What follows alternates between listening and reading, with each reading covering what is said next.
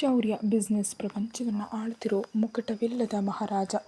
ತನ್ನ ಕಾಲದಿಂದ ಬರ್ತಿರೋ ಬಿಸ್ನೆಸ್ಸನ್ನು ನಡೆಸ್ತಾ ದೇಶದಲ್ಲಿ ನಂಬರ್ 1 ಸ್ಥಾನದಲ್ಲಿ ಇದ್ದಾನೆ ಶೌರ್ಯ. ಅಷ್ಟೇ ಅಲ್ಲದೆ ಶೌರ್ಯನ ದೊಡ್ಡ ಮಾಫಿಯಾ ಕಿಂಗ್ ಅಂತ ಕೂಡ ಕರೆಯಲಾಗುತ್ತೆ. ಪ್ರಪಂಚದಲ್ಲಿ ಎಲ್ಲೇ ಡ್ರಗ್ಸ್ ಸರಬರಾಜು ಆಗಬೇಕಿದ್ರೂ, ಎಲ್ಲೇ ಗನ್ ಹಾಗೂ ವೆಪನ್ಸ್ಗಳ ಡೀಲಿಂಗ್ ನಡಿಬೇಕಿದ್ರೂ ಶೌರ್ಯನ ಅನುಮತಿ ಇಲ್ಲದೆ ಅಲ್ಲಿ ಯಾವುದೇ ಕೆಲಸ ನಡೆಯೋದಿಲ್ಲ. ಆದರೆ ಆ ಕತ್ತಲೆ ಜಗತ್ತಿನಲ್ಲಿ ಇದುವರೆಗೂ ಯಾರೂ ಶೌರ್ಯನನ್ನು ಕಣ್ಣಾರೆ ನೋಡಿಲ್ಲ. ನಿಜಕ್ಕೂ ಶೌರ್ಯ ಹೇಗಿರ್ತಾನೆ, ಅವನ ವಯಸ್ಸು ಎಷ್ಟು, ಅವನ ಫ್ಯಾಮಿಲಿ ವಿವರಗಳು ಯಾರಿಗೂ ಗೊತ್ತಿಲ್ಲ. ಹಾಗೆ ಯಾರಾದರೂ ತಿಳ್ಕೊಳ್ಳೋದಕ್ಕೆ ಪ್ರಯತ್ನಿಸಿದ್ರೆ ಮರುಕ್ಷಣ ಅವರ ಉಸಿರು ಅನಂತ ವಾಯುವಿನಲ್ಲಿ ಲೀನವಾಗಿಬಿಡುತ್ತೆ. ಇಂಥ ವ್ಯಕ್ತಿ ಫೋನನ್ನು ಬೇಕಿದ್ರೂ ಹ್ಯಾಕ್ ಮಾಡಬಲ್ಲ ಸೂಪರ್ ಸ್ಪೀಡ್ ಹ್ಯಾಕರ್ಗಳೆಲ್ಲರೂ ಶೌರ್ಯನಿಗಾಗಿ ಕೆಲಸ ಮಾಡ್ತಾರೆ.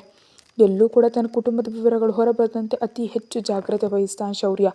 ಮೂಲತಃ ಶೌರ್ಯ ಯಾರನ್ನೂ ನಂಬೋದಿಲ್ಲ, ತನ್ನ ತಂಗಿ, ಗಂಡ ಹಾಗೂ ತನ್ನ ಆಪ್ತ ಗೆಳೆಯನಾದ ಸೂರ್ಯನನ್ನು ಹೊರತುಪಡಿಸಿ.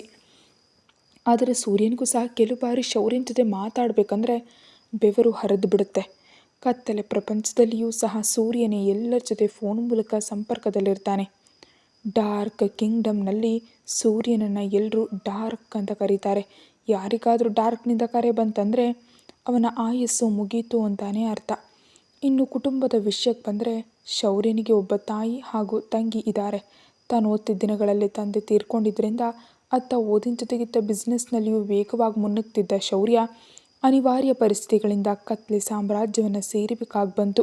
ಈಗ ಅದನ್ನೇ ಶಾಸಿಸುವ ಮಟ್ಟಕ್ಕೆ ಬೆಳೆದು ನಿಂತಿದ್ದಾನೆ ಶೌರ್ಯ. ಈ ಸಮಯದಲ್ಲಿ ಅವನ ನೆರಳಿನಂತೆ ಜೊತೆಯಾಗಿ ನಿಂತವನು ಸೂರ್ಯ. ಸೂರ್ಯನ ಚಿಕ್ಕ ವಯಸ್ಸಿನಲ್ಲಿ ಅವನ ತಂದೆ ತಾಯಿ ಅಪಘಾತದಲ್ಲಿ ತೀರಿ ಹೋದಾಗ ಅಂದಿನಿಂದ ಶೌರ್ಯನೇ ಎಲ್ಲ ಆಗಿ ಸೂರ್ಯನನ್ನ ನೋಡಿಕೊಂಡ. ಚಿಕ್ಕಂದಿನಿಂದಲೂ ನೋಡ್ತಿದ್ದ ಸೂರ್ಯನನ್ನ ಪ್ರೀತಿಸಿ ತನ್ನ ಅಣ್ಣನನ್ನು ಶೌರ್ಯನನ್ನು ಒಪ್ಪಿಸಿ ಮದುವೆ ಆಗಿದ್ದಾಳೆ ಮಿಸ್ಸಸ್ ಸೂರ್ಯ. ಅಂದರೆ ಅವಳ ಹೆಸರು ಅಕ್ಷರ. ಅಕ್ಷರ ಅಂದರೆ ಶೌರ್ಯನಿಗೆ ಪಂಚಪ್ರಾಣ. ಶೌರ್ಯನ ಹೆತ್ತ ತಾಯಿ ಹೆಸರು ಗೌರಿ. ಗೌರಿ ಚಿಕ್ಕಂದಿನಲ್ಲಿ ತೀರಿ ಹೋದಾಗ ಸ್ವಲ್ಪ ದಿನಗಳ ನಂತರ ಶೌರ್ಯನ ತಂದೆ ಅಕ್ಷರಾಳ ತಾಯಿಯನ್ನು ಮದುವೆ ಆಗಿದ್ದರು. ಅಕ್ಷರಾಳ ತಾಯಿ ಶಾರದಾ ಕೂಡ ಯಾವಾಗಲೂ ಶೌರ್ಯನನ್ನು ತನ್ನ ಸ್ವಂತ ಮಗನಿಗಿಂತ ಹೆಚ್ಚಾಗಿ ನೋಡ್ಕೊಳ್ತಿದ್ರು. ಅದಕ್ಕೆ ಶೌರ್ಯನಿಗೆ ಶಾರದಾ ಅವರಂದರು ಹಾಗೂ ಅಕ್ಷರ ಅಂದರೂ ಪ್ರಾಣಕ್ಕಿಂತ ಹೆಚ್ಚು. ಅಕ್ಷರಿಗಾಗಲಿ ಅಥವಾ ಶಾರದಾ ಅವರಿಗಾಗಲಿ ಶೌರ್ಯನ ಕತ್ತಲೆ ಸಾಮ್ರಾಜ್ಯದ ಬಗ್ಗೆ ಏನೂ ಗೊತ್ತಿಲ್ಲ. ಬಿಸ್ನೆಸ್ ಜಗತ್ತಿನಲ್ಲಿ ಎಲ್ಲರೂ ಅವನ್ನ ಶೌರ್ಯ ಅಂತ ಕರೆದ್ರೆ ಮಾಫಿಯಾ ಜಗತ್ತಿನಲ್ಲಿ ಅವನು ಶೌರ್ಯ. ಆದರೆ ಆ ಕತ್ತಲೆ ಪ್ರಪಂಚದಲ್ಲಿ ಶೌರ್ಯನ ಧ್ವನಿಯನ್ನು ಸಹ ಯಾರೂ ಕೇಳಿಲ್ಲ. ಮೊದಲೇ ಹೇಳಿದಾಗ ಎಲ್ಲವನ್ನ ಸೂರ್ಯನೇ ನೋಡ್ಕೊಳ್ತಾನೆ. ಬಿಸ್ನೆಸ್ ಪ್ರಪಂಚದಲ್ಲಿ ಶೌರ್ಯನೆದುರು ನಿಲ್ಲೋ ಧೈರ್ಯ ತಾಕತ್ತು ಯಾರಿಗೂ ಇರಲಿಲ್ಲ, ಒಬ್ಬ ಎಸ್ಟನ್ ನಾಯ್ಡುವನ್ನು ಹೊರತುಪಡಿಸಿ. ಹೇಯ್, ಬೆಳಿಗ್ಗೆ 6 ಗಂಟೆ ಆಗ್ತಿದೆ, ಎದ್ದು ಕೆಲಸಗಳು ಮಾಡು. ಇನ್ನೂ ಮಲಗಿದ್ರೆ ಮನೆ ಕೆಲಸಗಳನ್ನೆಲ್ಲ ಯಾರು ಮಾಡ್ತಾರೆ? ಒಳಗೆ ಹೋದ ನಿನ್ನ ತಂದೆ ತಾಯಿ ಬಂದು ಮಾಡ್ತಾರಾ ಅಂತ ಅಡುಗೆ ಮನೆಯಲ್ಲಿ ಮಲಗಿದ್ದ 23 ವರ್ಷದ ಹುಡುಗಿಯನ್ನು ಗದರಿಸ್ತಿದ್ದಾರೆ ಅವಳ ಅತ್ತೆ. ಹೇಳೋದಕ್ಕೂ ಕೂಡ ಶಕ್ತಿ ಇಲ್ಲದ ಆ ಹುಡುಗಿ ಆಕೆ ಮಾತುಗಳನ್ನ ಸಹಿಸಲಾರದೆ ಬಾರವಾ ಕಣ್ಗಳು ತೆರೆದು, ಮೈಗೂ ಹುಷಾರಿಲ್ಲ ಅತ್ತೆ, ಮಾತ್ರೆ ತೊಗೊಂಡಿದ್ದೀನಿ, ಒಂದು ಅರ್ಧ ಗಂಟೆಯಲ್ಲಿ ಎದ್ದೆಲ್ಲ ಕೆಲಸ ಮಾಡ್ತೀನಿ ಅಂದ್ಲು ಆ ಹುಡುಗಿ ಬಾಧೆಯಿಂದ. ಹಾಂ, ಏನಮ್ಮ ನೀನು, ಮೈಗೆ ಆರಾಮಿಲ್ವಾ? ಯಾವ ಮಹಾರೋಗ ಬಂದು ಸಾಯ್ತೀಯ ನೀನು ಅಂತ ಗಟ್ಟಿಯಾಗಿ ಕಿರ್ಚ್ತಾ ಆ ಹುಡುಗಿ ಜುಟ್ಟು ಹಿಡಿದು ಎಳಕ್ಕೊಂಡು ಹೋಗಿ ಹಿತ್ತಲಿನಲ್ಲಿರೋ ನೀರಿನ ಟಬ್ನಲ್ಲಿ ಅವಳ ತಲೆಯನ್ನು ಮುಳುಗಿಸಿ ಮೇಲೆ ಕೆತ್ತಿದ್ದಾಳೆ. ಆಕೆ ನೀಡ್ತಿರೋ ಚಿತ್ರಹಿಂಸೆ ನೋಡ್ತಾ ಒಳಗಡೆ ಕಾಫಿ ಕುಡಿತಾ ಯಾವುದೋ ಸಿನಿಮಾ ನೋಡುವಂತ ನೋಡ್ತಿದ್ದಾನೆ ಆ ಹುಡುಗಿ ಸಾಕು ತಂದೆ ಸೋಮೇಶ್ವರರಾವ್. ಒಂದು 5 ನಿಮಿಷಗಳ ಕಾಲ ನರಕ ದರ್ಶನ ಮಾಡಿಸಿ, ತುಂಬ ವಿಶ್ರಾಂತಿ ಇನ್ನೂ ಬೇಕಾ ಅಂತ ಕೇಳಿದ್ಲು ಆಕೆ ಆ ಹುಡುಗಿ ಕಡೆ ವ್ಯಂಗ್ಯವಾಗಿ ನೋಡ್ತಾ. ಅದರಲ್ಲಿ ಚಳಿ ಜ್ವರದಿಂದ ಬಳಲ್ತಿದ್ದವಳಿಗೆ ತಣ್ಣೀರಿನಲ್ಲಿ ಮುಖ ಮುಳುಗಿಸಿದ್ರಿಂದ ಚಳಿಗೆ ನಡುಕ್ತಾ, ಇಲ್ಲ ಅತ್ತೆ ನಾನು ಮಾಡ್ತೀನಿ ಅಂತ ಮೆಲ್ಲನೆದ್ದು ತನ್ನ ಬಟ್ಟೆಗಳನ್ನ ತೆಗೆದುಕೊಂಡು ವಾಶ್ರೂಮ್ ಒಳಗಡೆ ಹೋದ್ಲು. ಫ್ರೆಶ್ ಆಗಿ ಹೊರಗೆ ಬಂದು ಹಣೆಗೆ ಬೊಟ್ಟಿಟ್ಕೊಂಡು ತನ್ನ ತಂದೆ ತಾಯಿ ಫೋಟೋಗೆ ದೀಪ ಹಚ್ಚಿ ನೋವಿನಿಂದ ಅಲ್ಲಿಂದ ಅಡುಗೆ ಮನೆಗೆ ಹೋದ್ಲು ಆ ಹುಡುಗಿ. ಕಾಫಿ ಅಂತ ರೂಮ್ನಿಂದ ಕೇಳಿ ಬರ್ತಿದ್ದ ಕಿರ್ಚಾಟಕ್ಕೆ ಬೇಗ ಬೇಗನೆ ಕಾಫಿ ತಯಾರು ಮಾಡಿ ತನ್ನ ಅತ್ತೆಗೆ ನೀಡಿ ಇನ್ನೊಂದು ಕಪ್ ತೆಗೆದುಕೊಂಡು ರೂಮಿನ ಕಡೆ ಹೋದ್ಲು. ಅಷ್ಟರಲ್ಲಿ ಎದ್ದಿದ್ದ ತನ್ನ ತಂಗಿ ಅದಿತಿ ಆ ಹುಡುಗಿ ನೋಡಿ, ಛೀ ಮೂದೇವಿ ಮುಗ್ದವಳೆ, ಬೆಳಗ್ಗೆ ಎದುರಿಗೆ ಸಿಗ್ತಾಳೆ ಅಂತ ಹೇಳಿ ತನ್ನ ಕಾಲಿನಿಂದ ಆ ಹುಡುಗಿಯನ್ನು ಒದ್ದುಬಿಟ್ಲು. ಇದನ್ನು ಊಹಿಸಿದ ಆ ಹುಡುಗಿ ಕೆಳಗೆ ಬಿದ್ದಾಗ ಬಿಸಿ ಬಿಸಿ ಹೊಗೆ ಆಡ್ತಿದ್ದ ಕಾಫಿ ಅವಳ ಮೈ ಮೇಲೆ ಬಿದ್ದು ಉರಿಯಿಂದ ಅಮ್ಮ ಅಂತ ಕಿರ್ಚ್ತಿದ್ದಾಳೆ ನಮ್ಮ ಹೀರೋಯಿನ್ ತ್ರಿಷಾ. ಅಷ್ಟರಲ್ಲಿ ಅಲ್ಲಿಗೆ ಬಂದ ಅವಳ ಭಾವ ಅಕ್ಷಿತ್. ಇದನ್ನು ಊಹಿಸಿದ ಆ ಹುಡುಗಿ ಕೆಳಗೆ ಬಿದ್ದಿದ್ದರಿಂದ ಅವಳ ಮೈ ಮೇಲೆಲ್ಲ ಬಿದ್ದು ಸುಟ್ಟು ಹೋಗಿತ್ತು.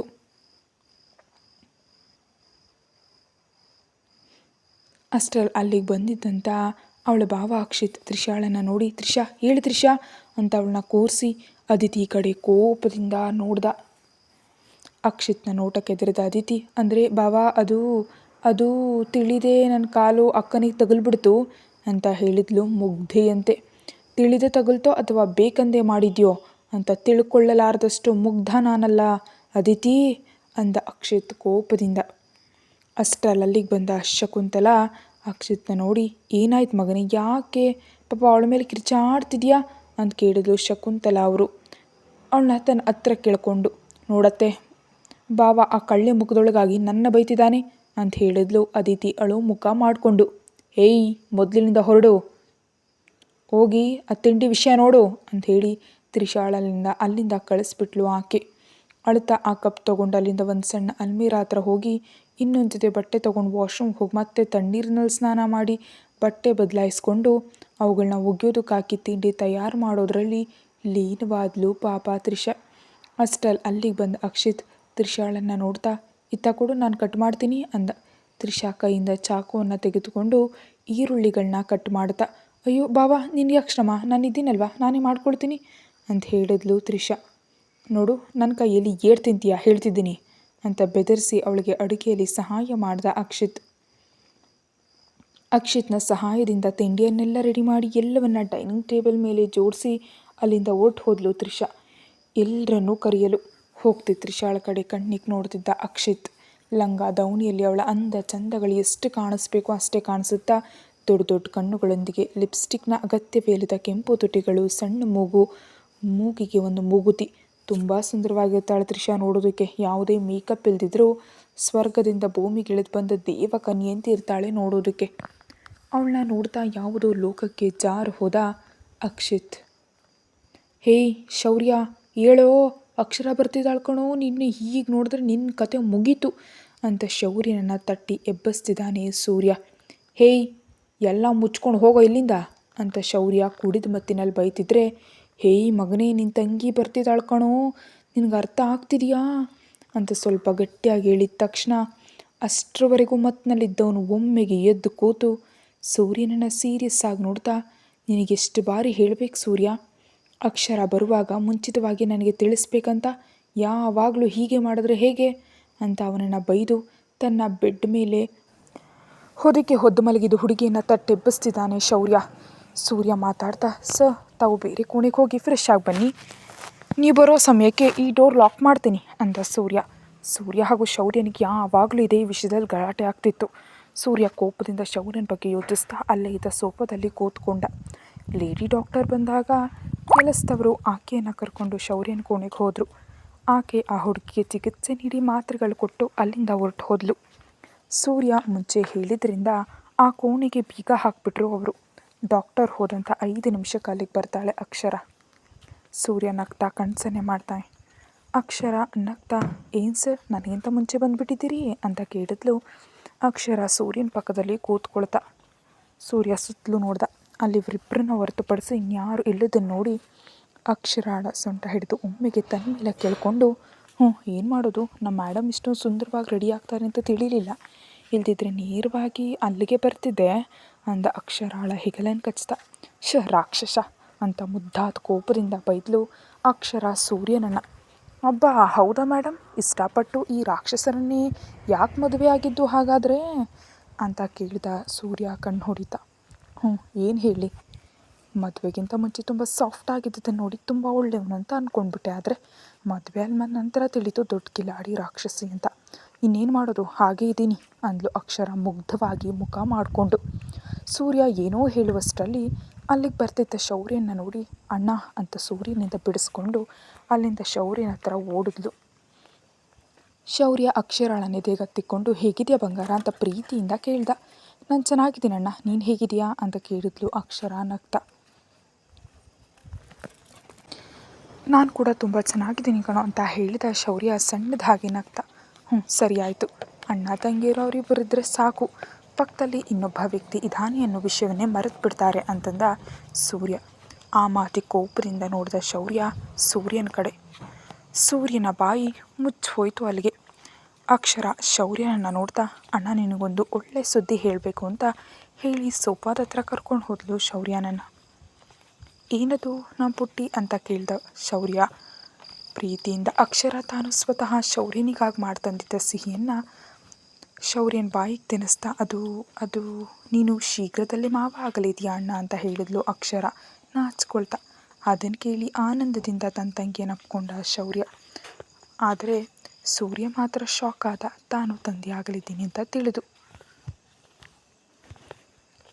ಶೌರ್ಯ ಅಕ್ಷರನ ಬಿಟ್ಟು ಸೂರ್ಯನ ಕಡೆ ನೋಡ್ತಾ, ಏನೋ ಸೂರ್ಯ, ನನ್ನ ತಂಗಿ ಹೇಳೋವರೆಗೂ ನಾನು ಹೇಳಲೇ ಇಲ್ವಲ್ಲ ಅಂತ ಕೇಳ್ದ ಶೌರ್ಯ ಸೂರ್ಯನ ನೋಡ್ತಾ. ಇಲ್ಲ ಕಣೋ, ನಾನು ತಂದೆ ಆಗಲಿದ್ದೀನಿ ಅಂತ ನನಗೂ ಸಹ ಜಸ್ಟ್ ಇವಾಗೆ ತಿಳಿಯಿತು ಅಂತ ಸೂರ್ಯ ಅಕ್ಷರ ಕಡೆ ನೋಡ್ತಾ. ಯಾಕೋ ಸೂರ್ಯ ಹಾಗೆ ಮಾತಾಡೋಷ್ಟ್ರಲ್ಲಿ ಅಕ್ಷರಕ್ಕೆ ತುಂಬ ಬಾಧೆಯಾಯಿತು. ಸೂರ್ಯನ ಹತ್ರ ಹೋಗೋದಕ್ಕೆ ನೋಡಿದ್ಲು ಅಕ್ಷರ. ಆದರೆ ಸೂರ್ಯ ಯಾರನ್ನು ಲೆಕ್ಕಿಸ್ಕೊಳ್ದೆ ಅಲ್ಲಿಂದ ಹೊರಗಡೆ ಹೋದ. ಯಾಕೆ ಅಂತ ತಿಳಿಲಿಲ್ಲ, ಆದರೆ ಅಕ್ಷರಕ್ಕೆ ತುಂಬ ಬೇಜಾರಾಯಿತು. ಅಕ್ಷರ ಕಣ್ಣಲ್ಲಿ ನೀರನ್ನು ನೋಡಿದ ತಕ್ಷಣ ಒಮ್ಮೆಗೆ ಶೌರ್ಯನಲ್ಲಿ ಕೋಪದ ಕಟ್ಟೆ ಹೊಡೀತು. ರೊಚ್ಚಿಗೆದ್ದಲ್ಲಿಂದ ಮನೆಗೆ ಬಂದು ಸೂರ್ಯನ ನೋಡಿ, ಸೂರ್ಯ ಏನಾಯಿತು ಮಗನೇ ಅಂತ ಕೇಳಿದ್ರು ಶಾರದಾ ಅವರು. ಏನಿಲ್ಲ ಅಮ್ಮ ಅಂತ ಹೇಳಿ ತನ್ನ ರೂಮಿಗೆ ಹೋದ ಸೂರ್ಯ. ಯಾಕೋ ಅಕ್ಷರ ಮಾಡಿದ ಕೆಲಸಕ್ಕೆ ಸೂರ್ಯನಿಗೆ ತುಂಬ ಬೇಜಾರಾಯಿತು. ಅಕ್ಷರ ಶೌರ್ಯನ ನೋಡ್ತಾ, ಅಣ್ಣ ನಾನು ಮನೆಗೆ ಹೋಗ್ತೀನಿ ಅಂತ ಹೇಳಿದ್ಲು ಸಣ್ಣದಾಗಿ. ಏನಾಯಿತೋ, ಸೂರ್ಯ ಮಾಡಿದ ಕೆಲಸಕ್ಕೆ ಬೇಸರ ಆಗಿದೆಯಾ ಅಂತ ಕೇಳಿದ ಶೌರ್ಯ ತನ್ನ ಕೋಪವನ್ನು ಹತೋಟಿಯಲ್ಲಿ ಇಟ್ಕೊಳ್ತಾ. ಇಲ್ಲ ಅಣ್ಣ, ಸ್ವಲ್ಪ ಹೊತ್ತು ಮನೆಗೆ ಹೋಗಿ ರೆಸ್ಟ್ ತೊಗೊಳ್ತೀನಿ ಅಂತ ಹೇಳಿದ್ಲು ಅಕ್ಷರ ಸಣ್ಣದಾಗಿ ನಗ್ತಾ. ಸರಿ ಪುಟ್ಟಿ ಅಂತ ಹೇಳಿ ಅಕ್ಷರ ಹಣೆಗೆ ಮುತ್ತಿಟ್ಟು ಡ್ರೈವರ್ಗೆ ಜಾಗ್ರತೆಯಾಗಿ ಹೋಗೋದಕ್ಕೆ ತಿಳಿಸಿ ಕಾರನ್ನು ಹತ್ತಿಸ್ದ. ನಂತರ ಕೋಪದಿಂದ ಕೈ ಬಿಗಿದು ಸೂರ್ಯ ಅಂದ್ಕೊಂಡ ಕೋಪದಿಂದ. ಅವನ ಕಣ್ಣುಗಳು ಮಾತ್ರ ತುಂಬ ಕೆಂಪಗಾಗಿದ್ದವು, ನೋಡೋದಕ್ಕೆ ಕೆಂಡದಂತಿದ್ದವು ಶೌರ್ಯನ ಕಣ್ಣುಗಳು. ಇವ್ರ್ಯಾಕೆ ಅಷ್ಟೊಂದು ಸಡನ್ನಾಗಿ ಹೊರಟೋದ್ರು, ನಾನು ಕೂಡ ಅವ್ರ ಜೊತೆಯಲ್ಲಿ ಹೋಗ್ತಿದ್ದೆ ಅಲ್ವಾ ಅಂತ ಯೋಚಿಸ್ತಾ ತಾನು ಮನೆಗೆ ಬಂದ ವಿಷಯವನ್ನೇ ಮರೆತು ಹೋಗಿದ್ಲು ಅಕ್ಷರ. ಅಮ್ಮ ಮನೆ ಬಂತು ಅಂತ ಡ್ರೈವರ್ ಕರೆಗೆ ಎಚ್ಚರಗೊಂಡು ಕೆಳಗಿಳಿದು ಒಳಗಡೆ ನಡೆದ್ಲು ಅಕ್ಷರ. ಹಾಲ್ನಲ್ಲಿ ಯಾರೂ ಇರಲಿಲ್ಲ, ನೇರವಾಗಿ ತನ್ನ ರೂಮಿಗೆ ಹೋದ್ಲು ಅಕ್ಷರ ಸೂರ್ಯನಿಗಾಗಿ. ಸೂರ್ಯ ಅಲ್ಲೂ ಇಲ್ದಿರೋದು ನೋಡಿ ಇವ್ರಿಗೆ ನಿಜವಾಗಿಯೂ ನನ್ನ ಮೇಲೆ ಅಷ್ಟೊಂದು ಕೋಪ ಇದೆಯಾ ಅಂತ ಯೋಚಿಸ್ತಾ ಹಾಗೆ ಬೆಡ್ ಮೇಲೆ ಕೂತ ಆಲೋಚಿಸ್ತಿದ್ಲು. ಅವರ ಅರಿವಿಲ್ಲದೆ ಅವಳ ಕಣ್ಣುಗಳು ಮಳೆಗರೆದ್ವು. ಸೂರ್ಯ ಅಷ್ಟಲ್ಲಿ ಜಿಮ್ ರೂಮ್ನಿಂದ ಬರ್ತಾ ಅಲ್ಲೇ ತಕ್ಷಣ ನೋಡಿ ಯಾವುದೇ ಭಾವನೆ ಇಲ್ಲದೆ ಫ್ರೆಶ್ ಆಗೋದಕ್ಕೆ ವಾಶ್ರೂಮ್ ಒಳಗಡೆ ಹೊರಟೋದ. ಅಕ್ಷರ ಅಂದರೆ ಸೂರ್ಯನಿಗೆ ಪಂಚಪ್ರಾಣ. ಕೋಪದಲ್ಲಿ ಅವಳಿಗೆ ಒಂದು ಮಾತಾಡ ಆಮೇಲೆ ಬಾಧೆ ಪಡೋದಕ್ಕಿಂತ ತನ್ನ ಕೋಪ ತೀರೋವರೆಗೂ ಜಿಮ್ನಲ್ಲಿ ವರ್ಕೌಟ್ ಮಾಡ್ಕೊಂಡು ಆಮೇಲೆ ರೂಮಿಗೆ ಬಂದಿದ್ದ. ಆದರೆ ಸೂರ್ಯ ಅಕ್ಷರಳ ಮುಖ ನೋಡಲಿಲ್ಲ, ಅವಳ ಕಾಲುಗಳು ಮಾತ್ರ ನೋಡ್ದ. ಸೂರ್ಯ ಬಂದು ಸಹ ತನ್ನನ್ನು ಲೆಕ್ಕಿಸ್ಕೊಳ್ಳದೆ ಇರೋದನ್ನು ನೋಡಿ ರೋಷದಿಂದ ಎದ್ದು ಕಣ್ಣುಗಳನ್ನು ಒರೆಸ್ಕೊಂಡು ಸೂರ್ಯನ ಡ್ರೆಸ್ಸಿಂಗ್ ಶೆಲ್ಫ್ ಕೀ ಹಾಕಿಬಿಟ್ಟು ಏನೂ ತಿಳಿದವಳಂತೆ ಬೆಡ್ ಮೇಲೆ ಕೂದಲು. ಸೂರ್ಯ ಹೆಡ್ ಬಾತ್ ಮಾಡಿ ಬಂದು ಟವಲ್ನ ಸೊಂಟಕ್ಕೆ ಸುತ್ಕೊಂಡು ಇನ್ನೊಂದು ಟವಲ್ನಿಂದ ಒದ್ದೆ ತಲೆಯನ್ನು ಒರೆಸ್ಕೊಳ್ತಾ ತನ್ನ ಅಲ್ಮೇರ ಹತ್ರ ಹೋಗಿ ಡೋರ್ ಓಪನ್ ಮಾಡೋದಕ್ಕೆ ನೋಡಿದ್ರೆ ಅದು ಓಪನ್ ಆಗ್ತಿಲ್ಲ. ತನ್ನ ಪೂರ್ತಿ ಶಕ್ತಿನ ಉಪಯೋಗಿಸಿದ್ರು ಅದು ಓಪನ್ ಆಗ್ತಿಲ್ಲ. ಏನಿದು ಅಂದ್ಕೊಂಡು ಅದನ್ನು ನೋಡಿದಾಗ ಅದು ಲಾಕ್ ಆಗಿತ್ತು. ಇದು ಯಾರ ಕೆಲಸ ಅಂತ ಅರ್ಥ ಆಗಿ ಅಕ್ಷರ ಆ ಕಡೆ ಕೋಪದಿಂದ ನೋಡ್ದ. ಅಕ್ಷರ ತಲೆ ತಗ್ಗಿಸ್ಕೊಂಡೆ ಕಣ್ಣಿನ ತುದಿಯಿಂದ ಸೂರ್ಯನನ್ನು ನೋಡ್ತಿದ್ಲು. ಸೂರ್ಯ ಟವಲ್ನೊಂದಿಗೆ ಹೊರಗಡೆ ಹೋಗೋದು ಕೊಟ್ಟಾಗ ಅಕ್ಷರ ಬೇಗನೆ ಸೂರ್ಯನಿಗೆ ಎದುರಾಗಿ ಬಂದು, ಏನು ಹೀಗೆ ಹೊರಗಡೆ ಹೋಗ್ತೀರಾ ಅಂತ ಕೇಳಿದ್ಲು ಕೋಪದಿಂದ. ಯಾವುದೇ ಉತ್ತರ ನೀಡಲಿಲ್ಲ ಸೂರ್ಯ. ಬಾವ ಅಂತ ಕರೆದ್ಲು ಅಕ್ಷರ ಮೆಲ್ಲನೆ. ಆದರೂ ಯಾವುದೇ ಉತ್ತರ ಬರಲಿಲ್ಲ ಸೂರ್ಯನಿಂದ. ಹಿಂದಕ್ಕೆ ತಿರುಗಿ ಬೆಡ್ ಮೇಲೆ ಕೂತ್ಕೊಂಡ ಸೂರ್ಯ. ಸೂರ್ಯನನ್ನು ಹಿಂದಿನಿಂದ ಗಟ್ಟಿಯಾಗಪ್ಕೊಂಡು ಐ ಆಮ್ ರಿಯಲಿ ಸಾರಿ ಬಾವ ಅಂತ ಹೇಳಿದ್ಲು ಅಕ್ಷರ ಅಳ್ತಾ.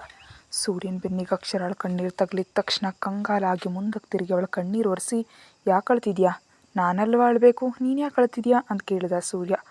ಯಾಕೆ ನನ್ನ ಮೇಲೆ ಕೋಪ ಮಾಡ್ಕೊಂಡಿದ್ದೀರಿ, ನನ್ನ ಗರ್ಭಿಣಿ ಅನ್ನೋ ವಿಷಯ ನಿಮ್ಗೆ ಹೇಳಿಲ್ಲ ಅಂತಾನಾ ಅಂತ ಕೇಳಿದ್ಲು ಅಕ್ಷರ. ಎಷ್ಟಾದರೂ ನಿನಗೆ ತಾಳಿ ಕಟ್ಟಿದ ಗಂಡನಾದರೂ ನಿನ್ನ ಮಕ್ಕಳ ತಂದೆ ಆಗಿದ್ರು ನಾನು ಹೊರಗಿನವನೇ ತಾನೇ ಅಂದ ಸೂರ್ಯ. ಆ ಮಾತುಗಳ್ತಾ ಅಲ್ಲೇ ಬೆಡ್ ಮೇಲೆ ಕೂತು ಬಿಟ್ಲು ಅಕ್ಷರ. ಸೂರ್ಯ ಕೂಡ ಅಲ್ಲಿಂದ ಕೋಪ ಹಾಗೂ ಬಾಧೆ ಮಿಶ್ರಿತ ಭಾವನೆಯೊಂದಿಗೆ ಬಾಲ್ಕನಿ ಕಡೆ ಹೋದ.